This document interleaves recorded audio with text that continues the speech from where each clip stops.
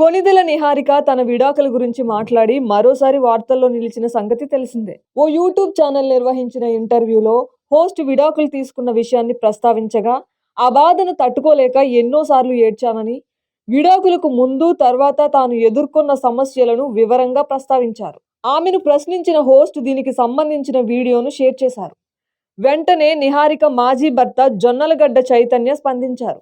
వాస్తవం తెలుసుకోకుండా ఒకవైపే మాట్లాడడం చాలా తప్పని, రెండు వైపులా ఆలోచించాలంటూ సుదీర్ఘంగా ఒక పోస్ట్ పెట్టారు.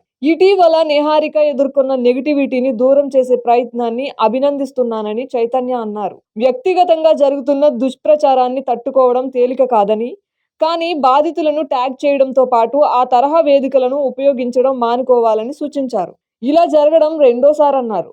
విడాకులకు సంబంధించిన విషయాల్లో ఇద్దరికీ బాధ ఉంటుందని, ఎప్పుడూ ఒకవైపే మాట్లాడకూడదని చైతన్య హితవు పలికారు. బాధ నుంచి ఎలా కోలుకున్నామనే విషయంపై మాట్లాడితే ప్రజలకు ఉపయోగం ఉంటుందని, భవిష్యత్తులో ఈ తరహా ప్రయత్నం చేస్తే సంఘటనలతో సంబంధం ఉన్న అందరితో మాట్లాడి ప్రజలకు అవగాహన కల్పించాలని సూచించారు. జరిగిన విషయాన్ని పూర్తిగా తెలుసుకోకుండా తీర్పు ఇవ్వడం ఎంత తప్పో, ఇలాంటి ప్లాట్ఫామ్స్ ద్వారా ప్రజలకు ఓ కోణంలోనే చెప్పడం కూడా అంతే తప్పన్నారు.